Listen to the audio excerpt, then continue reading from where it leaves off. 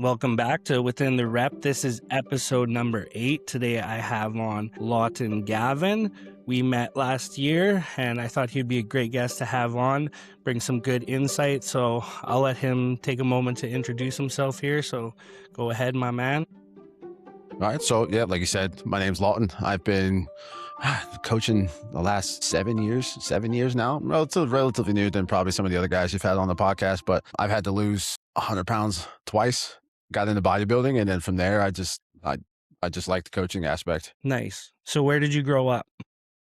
I'm originally from New Jersey, just outside of Philadelphia. And then now I'm in Austin, Texas. So I'm definitely an East Coast guy through and through. That's been a pretty hard adjustment since being down here. East Coast is a little aggressive compared down to Texas, Austin area. Yeah. So I live up in Canada.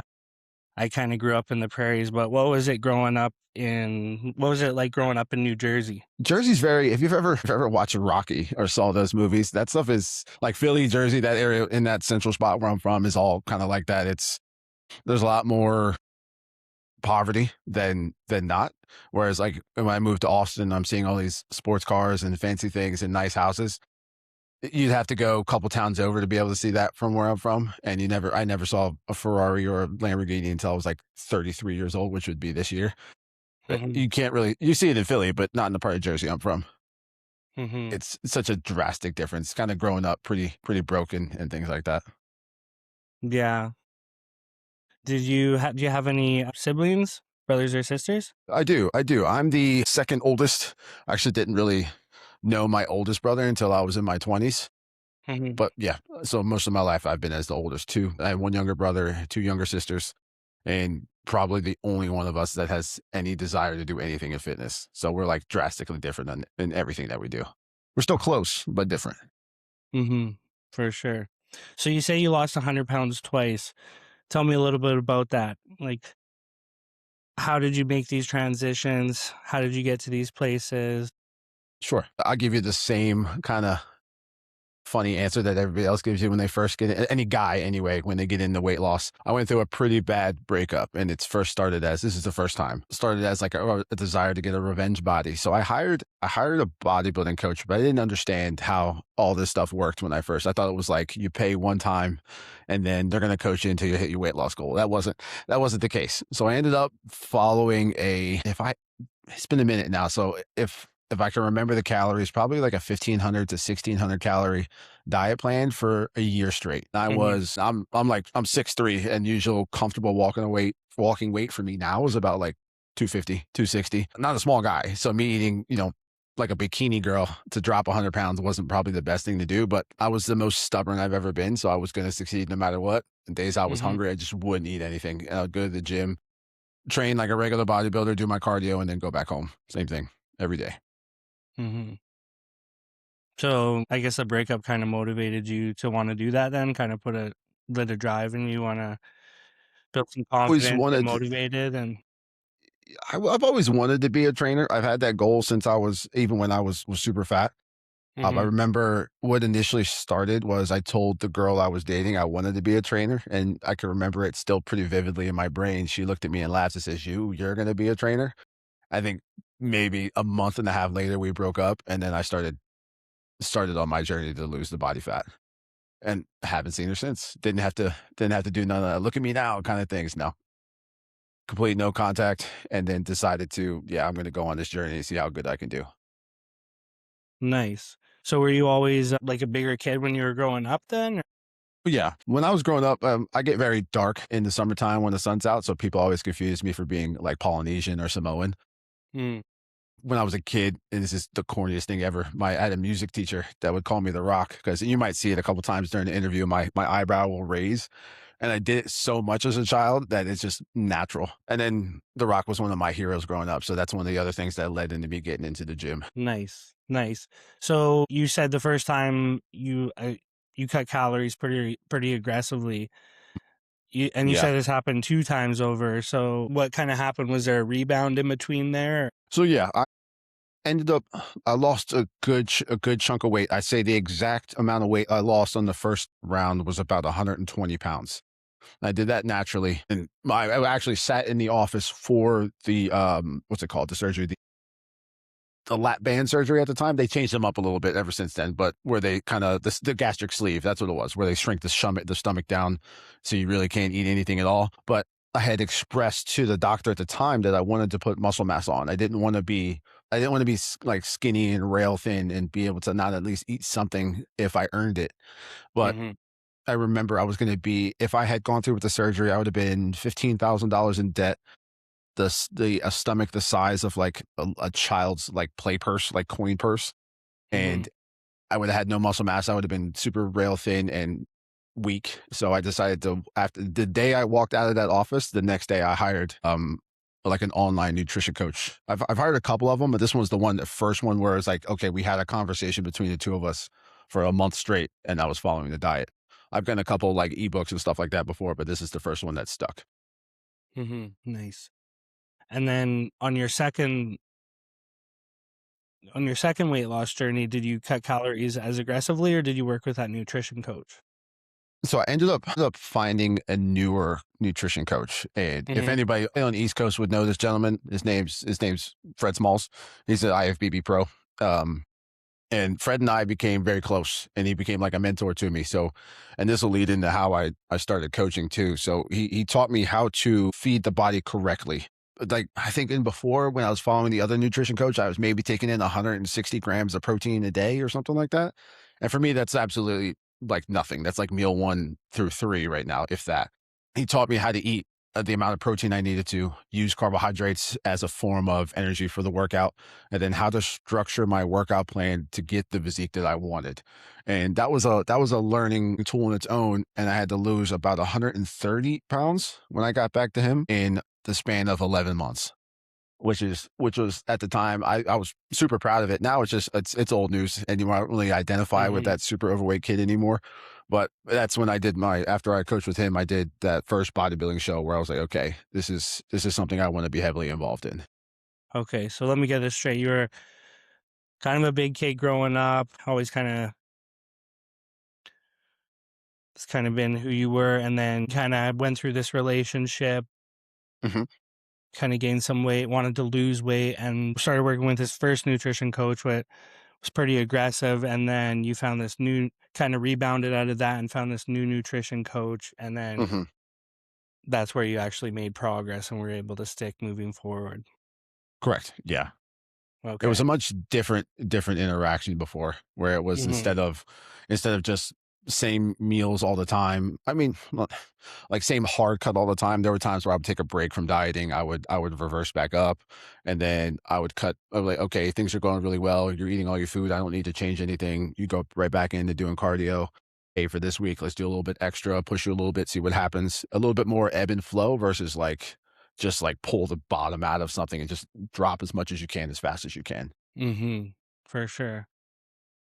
So what was your relationship with food like growing up?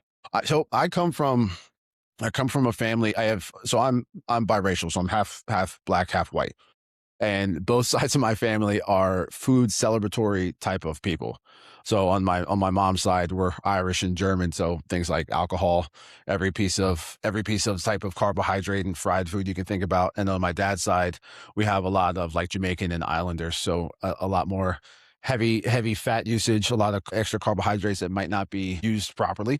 They're so covered in oil and fried that it's not regular food anyway. It's garbage time stuff. And I was always taught food to be more of a celebration, a comfort, hangout, if you would. Like we always do, like food was always centric around, family gatherings, much like it is in the American household. Like everybody's following that same classic American diet, fried foods, order out, order pizza, wings, football, all that good stuff. And that my grandmother raised me. So she was working as a nurse like 80 hours a week. So the easiest thing for her to do was, hey, I'm going to call Vincenzo's and he's going to deliver a large pizza, some wings, pick what you want. And then I'll see you guys when I get home kind of thing. Hmm.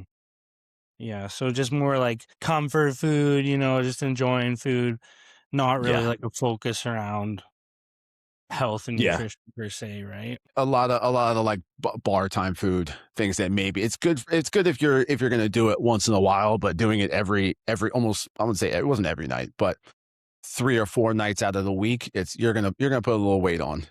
Mhm. Mhm. For sure. So when you finish working with the second nutrition coach and, you finally made these big changes, things are starting to stick. Is this when you wanted to pursue training like more, and this is when you started working with like running your own training business? Around the second, it was the I would say 8 months into my time with the second nutrition coach when I said, okay, I'm gonna start really pursuing this as a career because I like this feeling. I wanted to be that sort of beacon for hope that somebody's gonna need if they were in the situation that I was in. Like, hey, I understand what you're going through. I'm gonna have empathy for you, but I'm not going to let you off the hook was started how I started. And it bloomed into a really, I mean, I had a relatively successful training business when I was working under the nutrition coach that I had. It was mostly in person. And then I was starting to learn more the nutrition aspect of things and learning how to be a coach.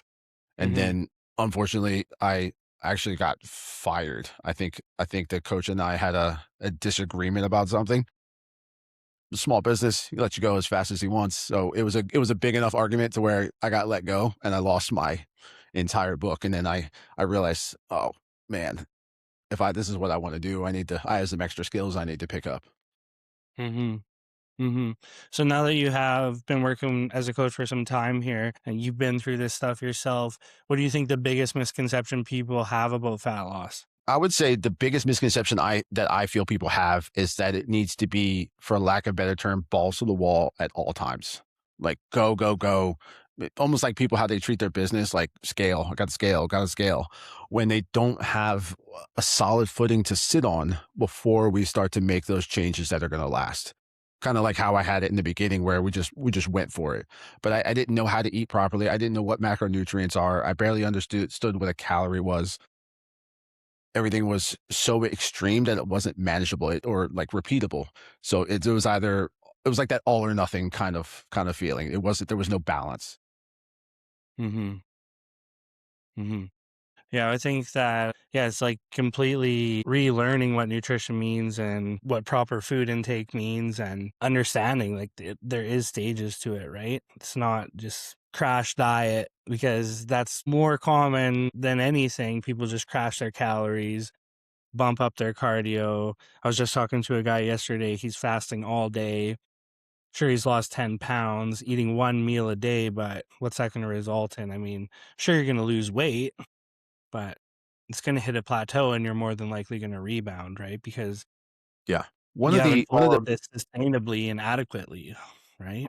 You said a good point too. It's you'll lose weight. I think one of the biggest skill sets, or not skill sets, excuse me, one of the biggest questions I've started to ask clients when they come on board, and I didn't know if you were going to ask me this anyway, but we have to differentiate between fat loss and weight loss, and it took the two separate coaching styles for me to think I didn't really care how much I weighed.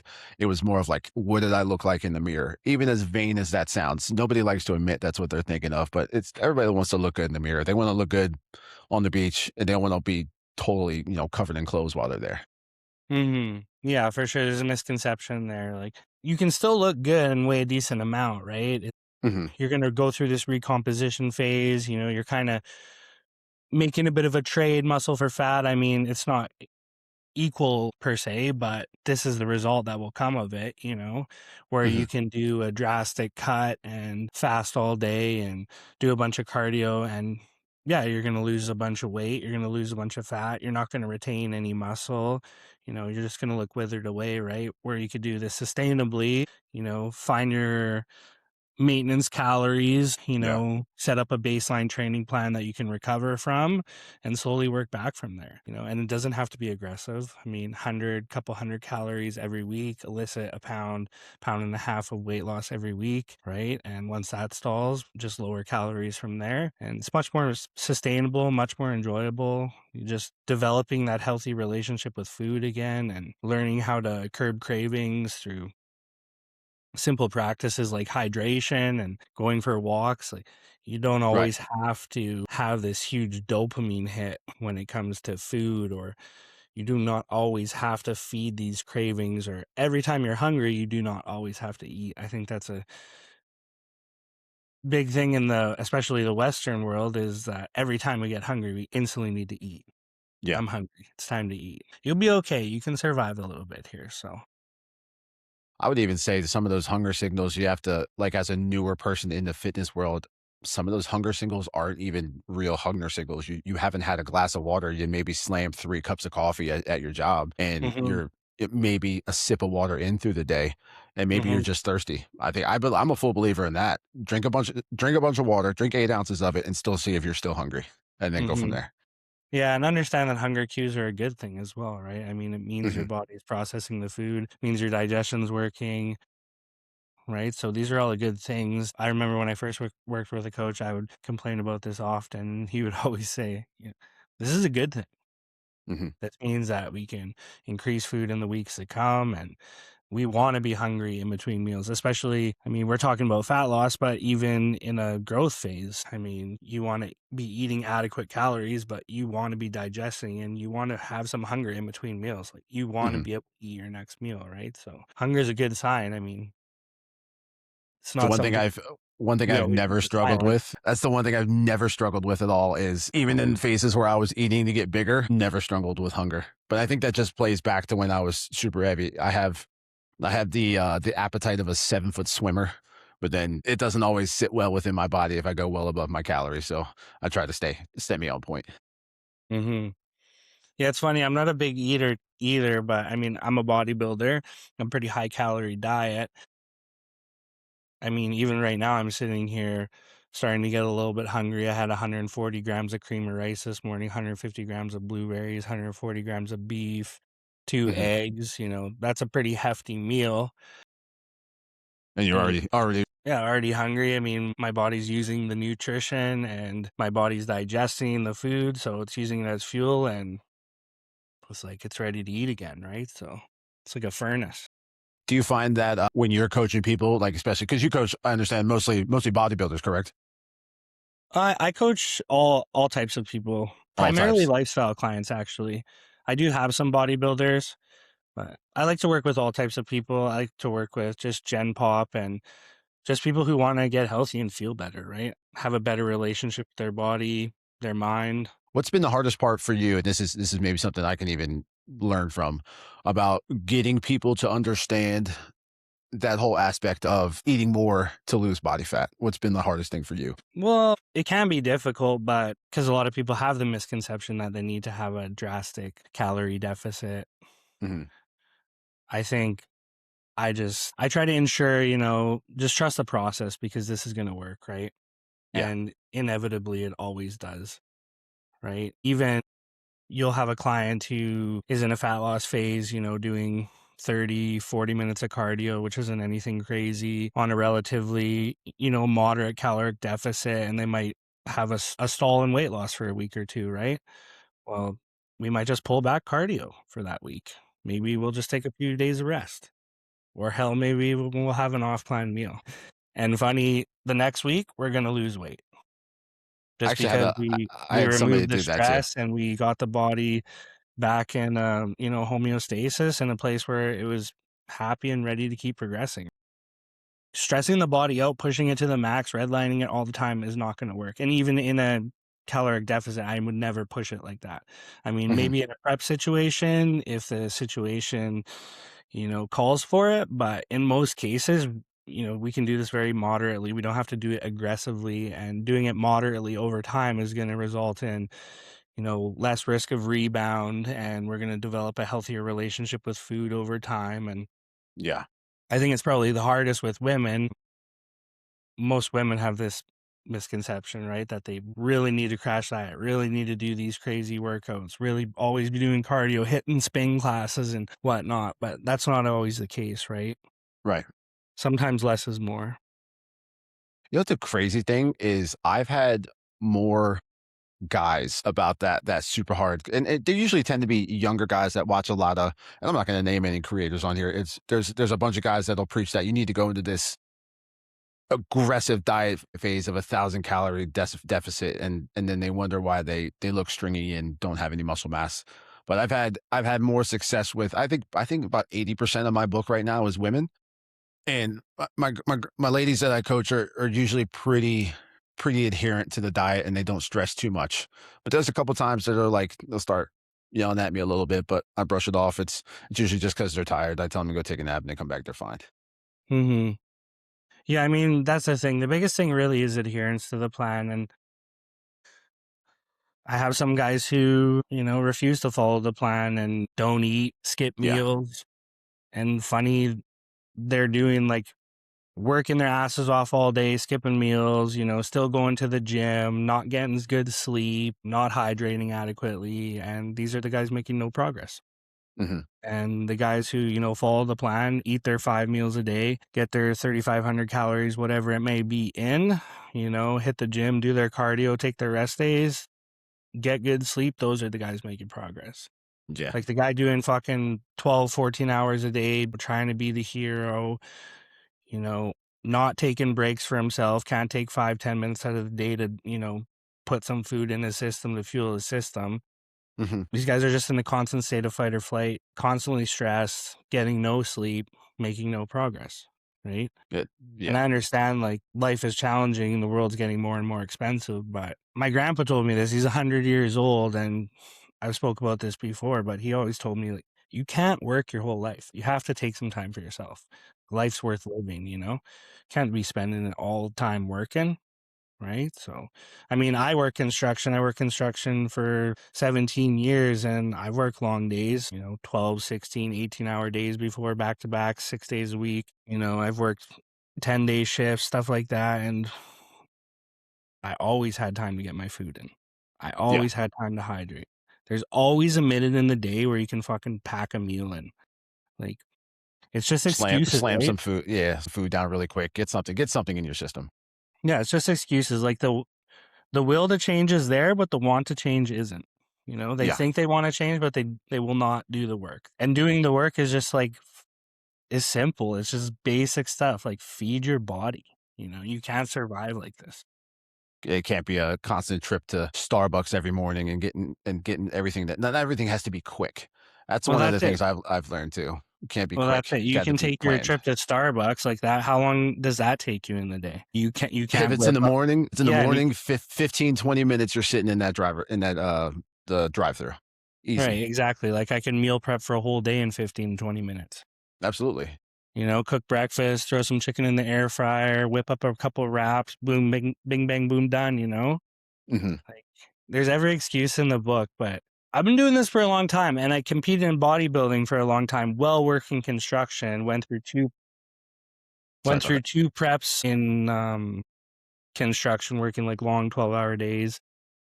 Still doing my cardio, 90 minutes, 120 minutes of cardio, still training, still Hmm. doing all my stretching, still doing my posing, still checking in daily, getting all my meals in, still working 12 hours a day. And you're telling And me you so don't have time yeah. to do it? Yeah, it becomes a point where I feel like you have to I've actually started doing this when I first take somebody on as a client. And I tell them I'm going to ask you to do things that are simple but difficult. And I want to have and I'll ask them on the sales call, "Hey, if do you have time to eat food?" And they usually say yes. I'm like, "Okay, well, I'm going to ask you to eat this many meals per day, okay? I need you to make time for yourself.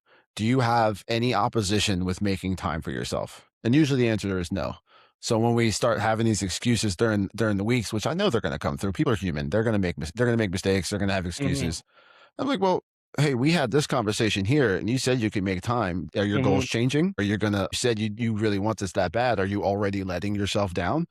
And Mm-hmm. then I might not be so forceful like that all the time, although a couple times I've had to be. Once I kind of remind them and steer them in the right direction, it's usually then you start hitting really good weeks of back to back to back once you kind of lock them back in. And that took me a while to learn as a coach Mm-hmm. that not everything needs to be you're effing up, you gotta blah blah blah. No, okay, what's the problem? It's usually something super simple. And then Mm-hmm. once you fix it, like maybe I need to get up 20 minutes earlier to throw a couple cups of rice in the rice cooker, and then I have all my carbs for the day, and then I just need to pack my meals and be good to go. Mm-hmm. Yeah, I mean a simple calendar, a simple structure, a little bit of routine can go a long way, right? And once you have, Hmm. when I first got into the fitness industry, got into got started working with a coach and wanted to get into bodybuilding.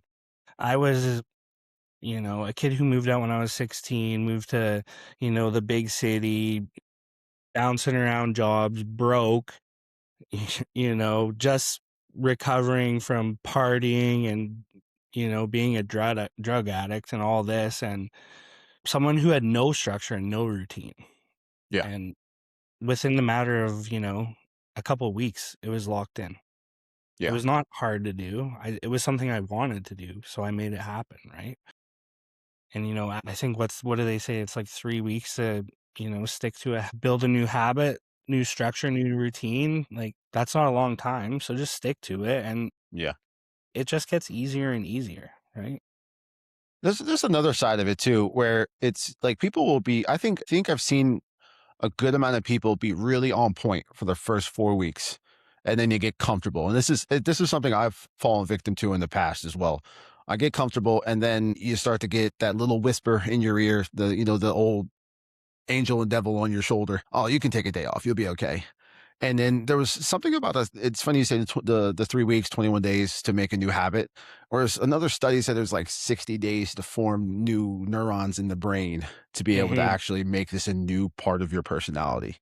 So mhm, it's at the same time, like, yeah, you can make a couple, you need to make some sacrifice. You need to be a little sturdy in your ways when it goes to dieting.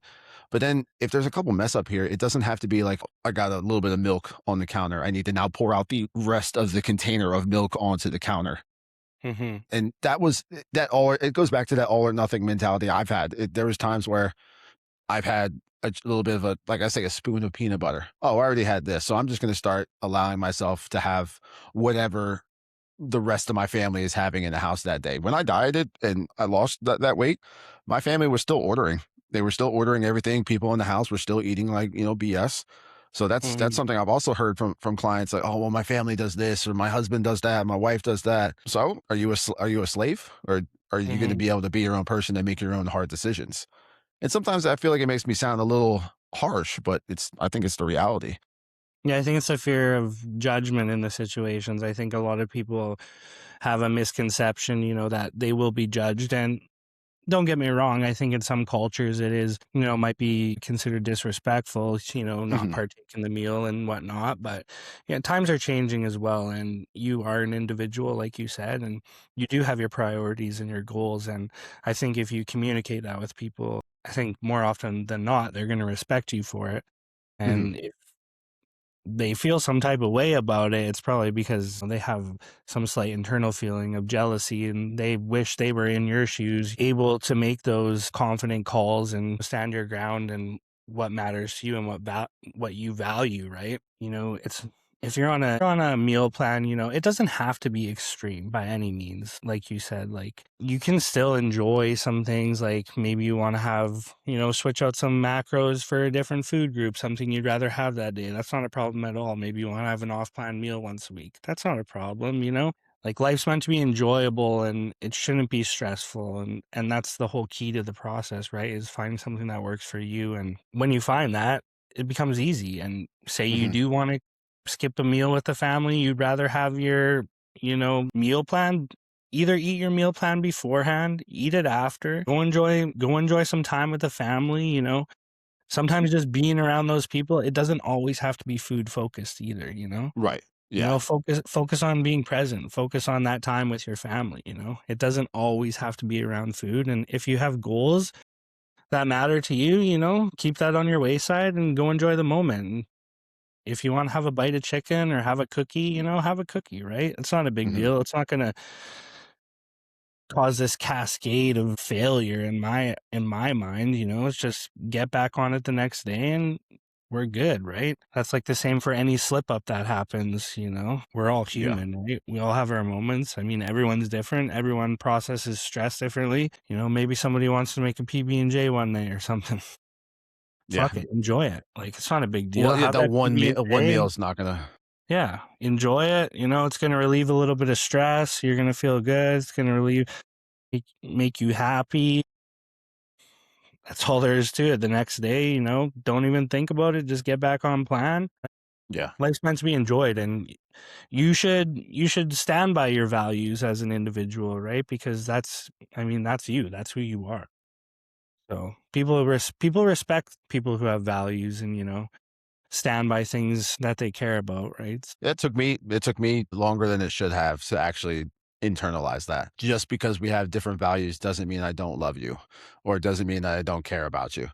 Hmm. I value like, for example, different states in the US have different values when it comes to gun control. Hmm. I just like Texas a little bit more than I like New Jersey. It doesn't mean I don't miss my family or love them. I'm just like, well, this falls in line with what I believe as a person. So I'm gonna stay down here, and this is where I'm gonna build my life. You can come visit me, planes work, or I'll come visit Hmm. you. So it's not like you're never gonna see me again. But Hmm. being away out of my hometown where I grew up has made me a better coach and a better bodybuilder, and even like a better person, honestly. Yeah, I mean, sometimes a change of environment is all it takes. I'm the same way, man. I grew up in small town Saskatchewan. Wasn't the most positive childhood. I mean, I had lots of good friends, I had lots of good times, but very now that I've grown up is very, very much toxic. And you know, I think a lot of us are lucky to be alive for some of the stupid shit we got ourselves into. But Yeah. immediately, that's all I ever wanted to do is just get out.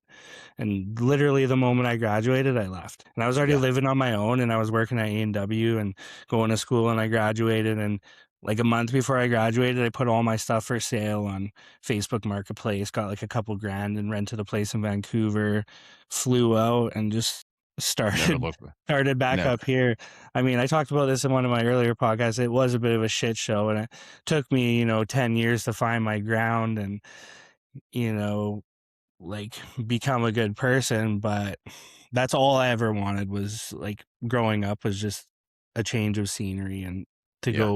go where I always wanted. Like I always wanted to move here because I was a big skier at the time. And obviously in Saskatchewan, the prairies, it's just flat. Mhm. So I wanted to move to the mountains and ski lots. So that's what I did. I just chased my passion and I don't regret it at all. Yeah, yeah, I knew once I moved down to Texas, I became a gun guy, which is funny because I could have just went into Pennsylvania. It's the same gun laws Yeah. down here. But I've learned so much more from the people down here because Austin's a very transient city. You're going to meet a lot of Hmm. people that want to make a lot of money. And since I've been down here, the amount like my income has at this point probably 3x'd since I've been down here. It's forced me to be uncomfortable. I have an Nice. apartment. It's a little expensive. I pay all my bills myself. I have a partner I stay with, but she makes they don't pay nurses enough down here. That's my one gripe I'll put out there on the internet. But Yeah. we do pretty well for ourselves, and we're pretty happy. I would have just been doing the same things. I have my brothers are into drugs. I'm pretty sure my older brother's in jail right now. But we're all very, very similar in the way that we act. It's just where we distribute our energy is so vastly different. So I had to kind of get away from all that stuff. So I knew I was going to point my energy in the right direction. Hmm. I've only been arrested like once. So, and I didn't even get processed. I just got put in the back of a car. So I technically wasn't really arrested, but it took me I learned my lesson pretty quickly from others, which I think is a pretty good skill to have. Like my mom did some time in state prison when I was 14, and I had to learn like, okay, if I'm going to be anything in my life, I have to be the exact opposite of everything I grew up with. And Hmm. I didn't have a father like that either. So everything I learned was honestly from the two coaches that I had. They were both like male coaches, and I learned some good Hmm. and some bad habits from these guys. And then it forced me to move into being a man of my own and learning how I wanted to live my life, which is everything around fitness and coaching. Hmm. Yeah, I mean, we're a lot alike. I mean, I love my mom to death. She's always there for me, but I didn't have many male role models in my life growing up. And that's probably what made me fall in love with coaching. I mean, fall in love with, yeah, coaching and bodybuilding was working with coaches because working with, confident male figures, who stood by values and had standards that they lived their life by and something Hmm. that I was never really, never really had growing up. Right. So, Yeah, it was all super chaotic, feminine household. mhm. I mean, like obviously, like I know my dad, but dad kind of bounced really quick, and mom just was a hustler. And then when she went away for 6 years, I grew up with grandma, and grandma had three kids to take care of, and she was 60 something years old at the time. I had a relatively young grandma Mhm. working at a hospital, working crazy hours. And grandma's actually the one that got me started on my fitness journey. She paid the first coach for me that first month, and then ever since then it got me back where I am today. Mhm. Amazing. What do you think what's one failure in life you're most grateful for? Man, there's a couple of them. I would say there was a time where I was working for the previous coach I had, and I got fired for that disagreement. Mm-hmm. It got to a point where we had argued so much, and then so I had gotten kicked out of the gym. Mm-hmm. And then he messaged every single one of my clients and told them I was no longer working for said business and that they had a contract with his business. So if they decided to go somewhere else, he would send them all to collections and ruin their credit. So I lost my entire training book. Mm-hmm. And then I was in a different relationship at that time too. That one went sour. Then found out, whatever, she's cheating on me, doing all these things. And I had to move back to my mom's house. Now, mind you, my mom had, I would say, 8 people living under one roof in a 3-bed, two bathroom household. And I'm like, okay, I can't stay here forever. And this is what started the journey of me coming down to Texas. I'm like, okay, I do want to coach. This is what I want to do with my life. What do I need to fix in order to get myself going? And then I learned that, okay, I can lose every single thing right now. I could lose my entire book right now, and then I can gain it back in 90 days just because I don't want to sound arrogant, but I have this such unwavering stubbornness about myself that if I were to lose out on anything, I could just do it again. Because if one man does it, there's no reason why I can't do it. And that almost it's like splitting hairs, arrogance, confidence thing. I'm just going to do it again and I'm going to be fine.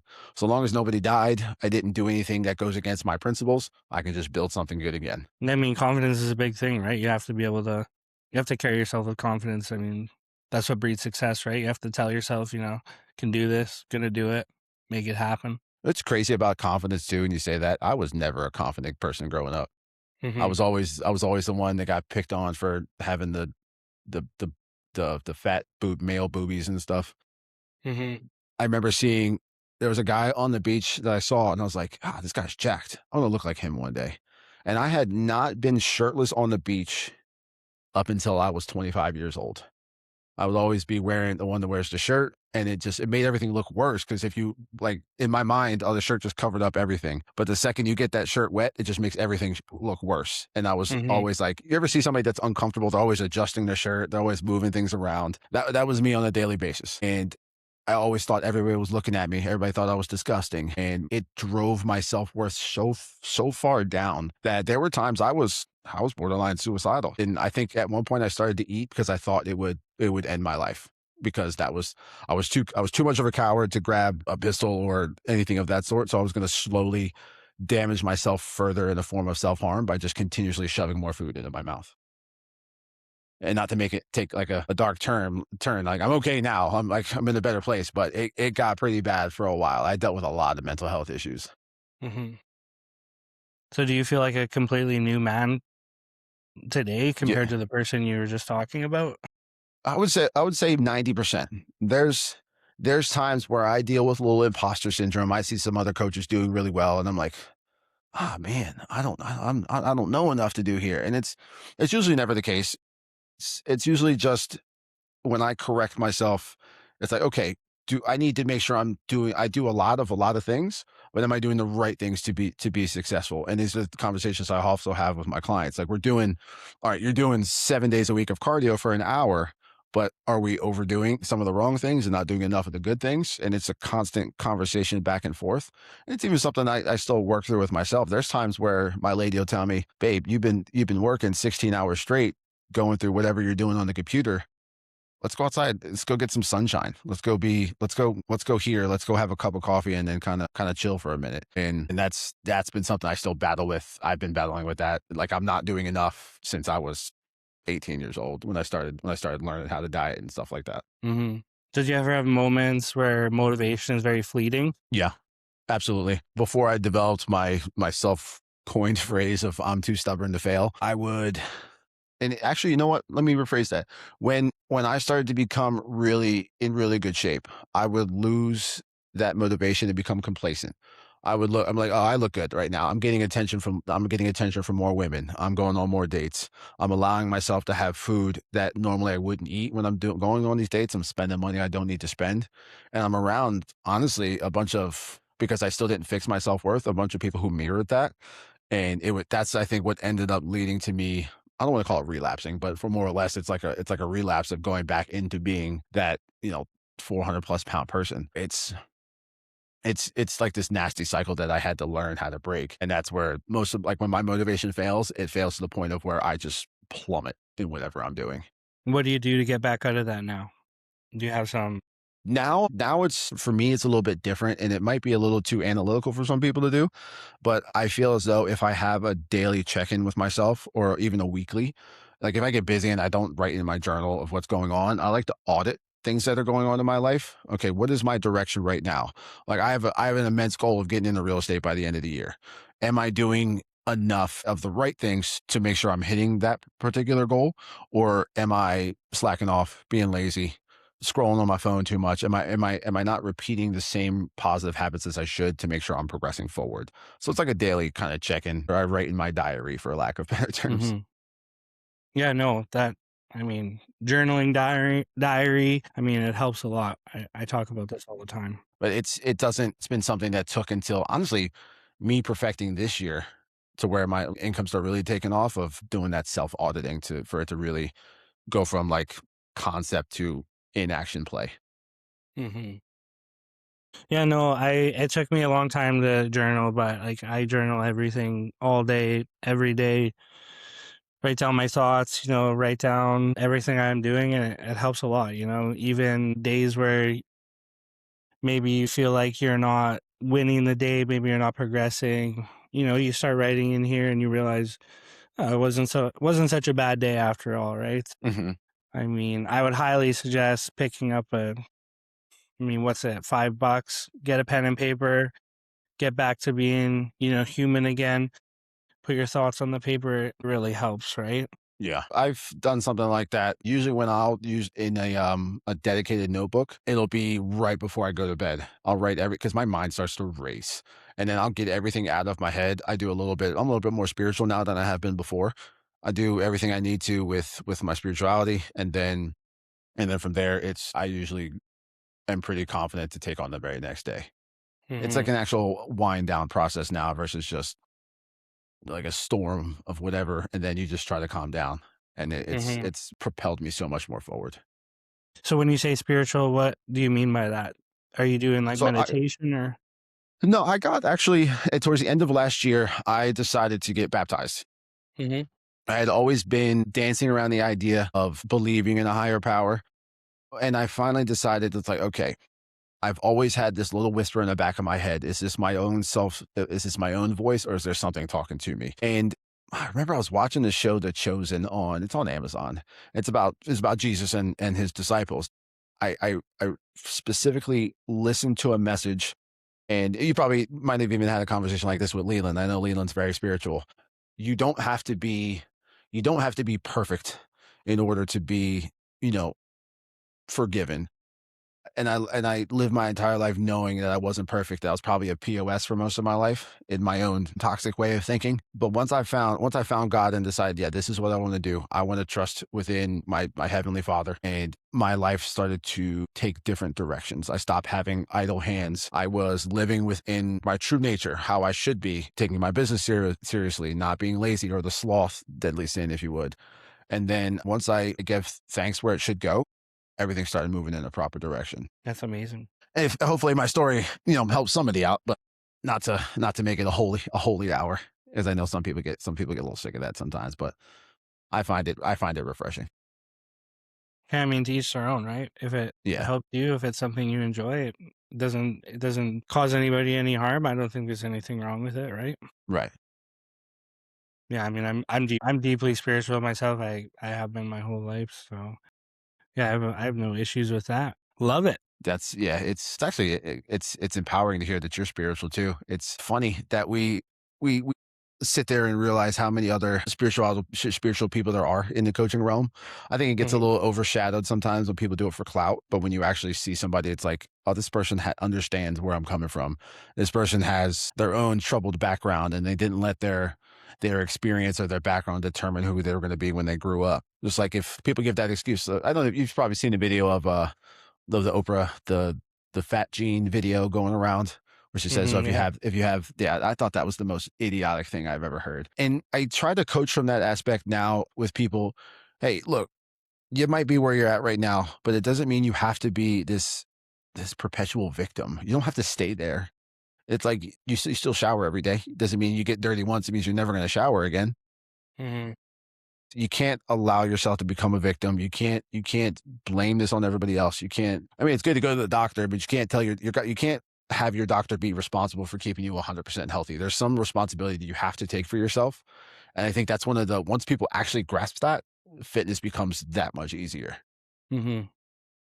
Yeah, I mean, and with the spiritual side of things, it can mean many different things for many different people, right? Whether Hmm. that's religion or, another higher power that you look at, or it's deep internal work, or, more on the energy side of things. But if it gives you, structure and guidance, I mean, I think there's nothing wrong with that. I mean, for me, like taking time to meditate and Hmm. spend time with myself and, feel the energy that's going through my body and what I want to do with that energy to actually be productive and not let it, overtake me is a big thing in my life as well. So, Whether you put religious view on it, it's all energy, right? It's hmm where's that energy going? Where's it coming from? Is it going to where it should go? And we can all get the same good outcome out of things as long as your energy's on point. That's everything that I accept with spirituality, religion stuff. It's all just about the transfer of energy where it should go. And if I'm a huge anime nerd, if you ever want to talk about anime stuff too, that's another one. I'm a big Full Metal Alchemist guy. They talk about that in detail in that show. It's like yeah. what's the law they call it? Law of equivalent exchange, which is Okay. remember you have to give something up in order to get something. It's hmm just basic rules of life. If you want to be in shape, you gotta for me, you gotta give up my absolute unmatched love of cinnamon buns. I don't eat them because I know I'm gonna eat four if it came push came to shove. So in order to get somewhere, you gotta give something up, and learning things like that has been tremendous. And not everybody gets the anime trope, so I try to throw one in there whenever I can. I mean, anime is big. I mean, I live in Vancouver, so Mhm. anime is huge here. I got lots of friends who love anime. Me myself, I just have a hard time getting into any like animation, even cartoons. Like I just can't do it. I even The Simpsons and shit. Sometimes I can watch it if I Yeah. like maybe smoke a joint or something. But yeah, I'm not like I've never been big on cartoons. Like there's some really funny ones on Netflix and stuff. I maybe watched an episode, but I can never get into them. I don't know what it is about it. But anime has some pretty badass like visuals and storylines. It's so I funny I the difference absolutely love between like Japanese culture. I don't know if you've ever looked at like old Japanese like artwork. Like I have some Japanese tattoos in Mhm, here and stuff, but if you look at like the old Japanese artwork, like they called them yokais, like YOKAI, and it's like a Japanese ghost essentially. mhm, And they have like a mythical ghost and they have like many formations, but when you look them up, they just like cartoon drawings, like almost out of like Monsters Inc. or something, right, and they're like thousands of years old and they're just hilarious drawings, like lanterns walking around with their tongues out and their eyes wide open, or yep, just and weird there's all characters doing like weird sexual stuff to other characters and stuff, and it's just it's there funny, and it's like cool to see a culture that was so ancient have like such interesting drawings, like almost yeah, comic like. and it's every yokai is born from some type of human suffering, if I'm remembering that correctly, or some like human trauma Well, I'm not throughout the sure years. exactly, but I know there's tons of different forms of them. There's like there's lanterns and Yeah. weird shapes like brooms and stuff, and many different like objects. The Japanese lore, and that's the thing that brought me to anime. Like how much lore they have for different spiritual things. And we plan to go to Japan in another year. I want to wait a little bit longer so I can go there for like 2 weeks at a time. And hmm we're in that build mode, so I want to wait. Japanese, like anime's very good at relaying Japanese culture. It's just there's a Mhm. lot of like fan service animes. I don't really watch those anymore. Those were always the ones when I was a teenager, being a horny teenager. But then you Mhm. watch the ones now like the Full Metal Alchemist, the one I brought up, or Attack on Titan. There's some good lessons to be learned in them, and the storyline is more of like empowerment versus like American cartoons, where it's like just everything just putting Mhm. you down.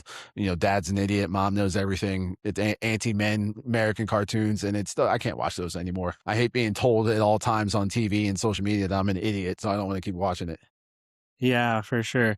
Yeah, maybe I'll have to check it out, watch an episode or something, see what it's about. Yeah, a little quick cardio session. Give it 20 minutes, and if you don't Yeah, watch it, throw don't it ever on while watch I it do my again. cardio in the morning. Yeah, it's a good idea.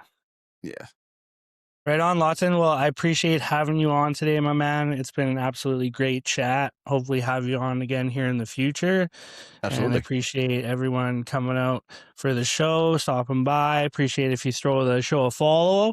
And we're on episode 8 already, which is freaking crazy. I think it's only Yeah, been you're killing it. a week or two, and I have a couple more actually scheduled for this week, so we'll be in double digits by next week, which is awesome. So yeah, I appreciate everybody listening, and I appreciate you coming out, Lon. Absolutely, and thank you for having me.